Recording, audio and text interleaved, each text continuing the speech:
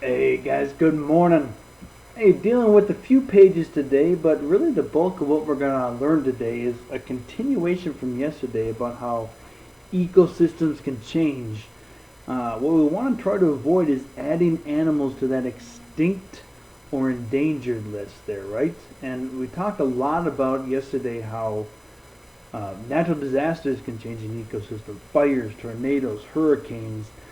Today we're going to really focus on how men and women, human beings, can change ecosystems. And really the point of this lesson is to say, be careful.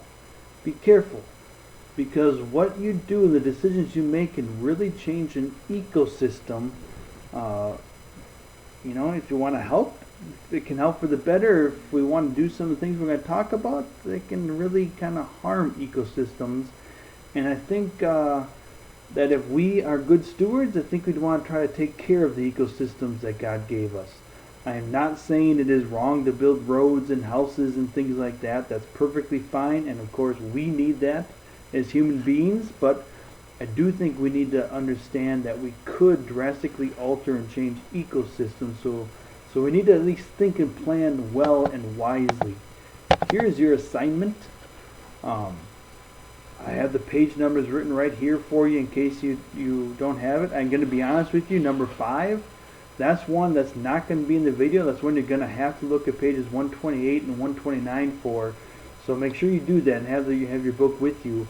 All the rest of the stuff we're going to talk about in the video, but please make sure that you can do it when we talk about it. You can pause it, write it down, and then play the video again here. So this is what we talked about, especially last week, how ecosystems are balanced, right? I mean, we used the seesaw or teeter-totter, and we had a bunch of plants here, and then we had a bunch of herbivores, and the ecosystem can still stay very, very balanced, even though we have all these different animals in it, because every one of these animals has everything that they need in this ecosystem. And so it can stay balanced. When it gets imbalanced is when all those organisms don't have the things they need: food, water, and air.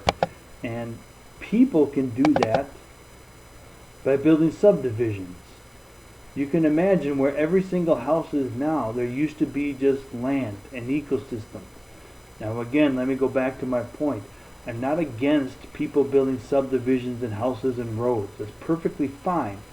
But I do think that we need to understand and again plan wisely ahead that we are changing ecosystems. When we put all these houses on land, well, do we have places for the animals to go to so they can go to another ecosystem?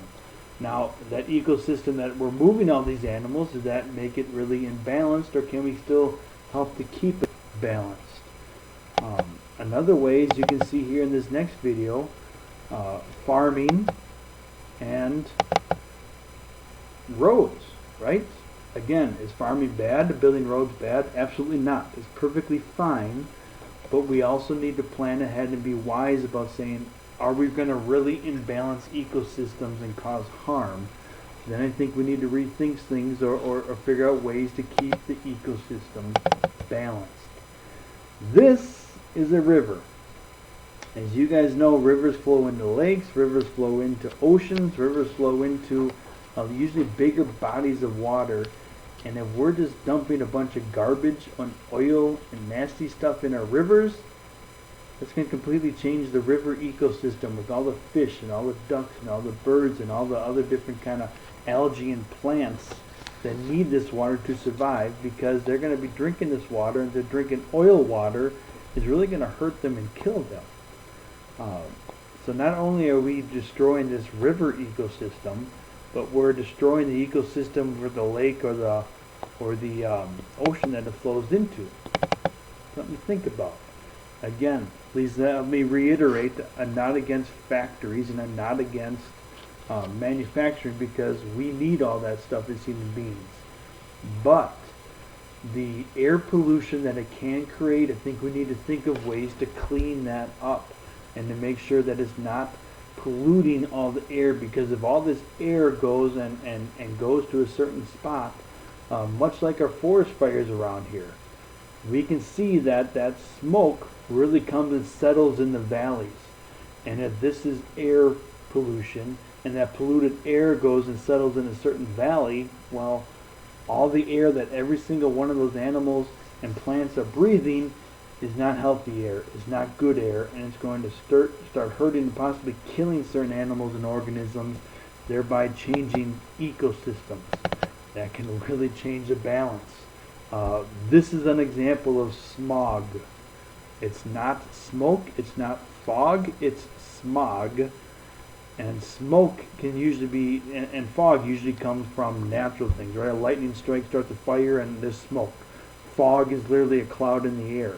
But this is smog. This is human-created air pollution, because you can imagine this big, huge, giant city. All the houses have the stuff spewing out of their chimneys. All the cars, you can see the exhaust coming out. All the factories, all that added together can sometimes create this environment over the city where it's all air pollution. Not only does that hurt humans, but it can really hurt a lot of the animals in the ecosystem as well and disturb the balance. Another example is, I guess we already talked about, the streams and the rivers. They eventually flow into lakes and oceans, and so you might have seen this slogan in places: the drain is just for rain. It's really important to have this so that our streets don't get flooded and the water has a place to go down into the sewers and out into the rivers and lakes. But if we're just putting garbage and oil and nasty stuff down here just to get rid of it, we're going to wreck some ecosystems, or at least imbalance them for a time, which is not good. This is an example of an oil spill. This is not some bird with black plumage or feathers. This is the bird that had oil. Now, what's kind of odd about oil, if you've ever seen oil spills, is that oil is actually floats on water. And so when this bird comes down to catch a fish and it comes down on water where an oil spill is, it gets full of oil. And if you ever dealt with oil for like a car or anything like that, it really gets on your hands, and it's really kind of hard to wash off. It takes a lot of scrubbing. Well, this animal tries to go wash off in the ocean, but with that oil floating on top of it, it's just going to get covered with oil. And it can't clean itself, or if it does try to clean itself, it's going to get all that oil in its body and it's going to kill it. And so oil spills are created because maybe a ship unfortunately gets damaged or gets in an accident and releases all the oil from it. But it can cause a lot of damage to fish, to whales, to sharks, to ducks, to all kinds of marine or water creatures that need that water to survive, because that in itself is an ecosystem in the ocean. It can really hurt it a great deal. Just plain flat out pollution from people, or litter from people. If we don't put our litter in the wastebasket and we just throw it out the truck when we go by, or we throw it in the backyard, that's hurting ecosystem. This isn't helping clean up our ecosystem, being good stewards of the land God gave us. We need to put trash in its proper place so it can be taken to its proper place. Right?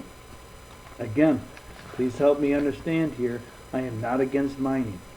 Mining is stuff that these are all nutrients that we as humans need for different things. But you can see, this used to be a lot of land. This used to be a big mountain, and the mining has completely cut it away to get to the nutrients we need. I'm not against that, but we do need to be conscious and understand how we can completely change ecosystems, because there's no plants here, there's no herbivores, and there's no carnivores because of what was dug up here. Now, can we help move those animals to a good ecosystem to keep it balanced? Absolutely. But it needs to take work to get that done. Now, another thing is that, again, this is what we talked about. Sometimes there's just natural erosion, right? Sometimes there's different coral that actually creates its own island, and that changes an ecosystem. There are things like erosion where big heavy rains can completely change the landscape of a mountain with mud spills and things like that. But there's also human impact, and that's what we're focusing on today, that we got to understand that what we build might very well help people and is good, but we also need to be conscious and understanding of how that can change an ecosystem. This is again some natural ways that animals change ecosystems. Elephants are really large and they can clear a whole area just by damaging and trampling and knock over trees. Beavers can create a whole natural dam because they make their homes here, but you can see as this river now becomes a lake, that can change an ecosystem, and that's just natural animals doing it. And again, we talked yesterday about how forest fires and things like that, but different ways that animals can change ecosystems. This poor guy is in a swarm of locusts or grasshoppers. Locusts and grasshoppers are herbivores, which means they eat plants. And this poor guy is a farmer, and with this locust, you can't kill all these things because they fly, and they can come and completely, in a matter of minutes, eat up entire farms worth of crops. Acres and acres of crops they can eat and destroy, and then this farmer is left with nothing. He didn't do anything, but the locusts came in and just completely changed an ecosystem.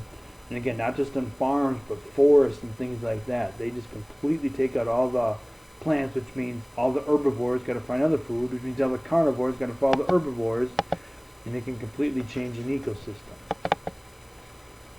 Here's another example. I think this is one we've already talked about, but the beavers. Now this back here was just simply a river, and they dammed up this river to make their home and to help them fish. But you can see they changed this river ecosystem into a lake ecosystem. And you might say, well, it's the same thing. Not exactly. Not exactly. Because a much wider body of water that completely changed the landscape with the plants now being submerged and probably killed.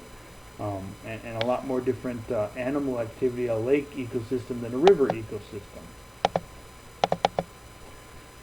If you have problems with these rodents like gophers, man, they can completely change the landscape and ecosystem with all the holes that they dig. They pop their heads up here to get eyesight in case there's any danger coming, and they pop back down. They create these holes all over. Tough to get rid of these rodents, but they can completely change your landscape. This is again your assignment. Please remember, numbers 1 through 4 we went through all in this video. Number 5, you need to look at these pages here, pages 128 and 129, because there are parks that we have, not with playgrounds and slides and swings, but national and state parks that say, hey, this land, we're preserving it, we're giving borders to this land, and nobody can ever build or build factories thinking it's going to stay for the animals, so we don't imbalance the environment or the ecosystem. And there's 4 famous, there's many of them, there's hundreds of them in our nation, but there's 4 specifically in pages 128 and 129. All I want you to do is read about them and tell me the 4 names of those parks that you see in those pages. Hey guys, for this Tuesday, I want to wish you Lord's blessings as you praise the Savior.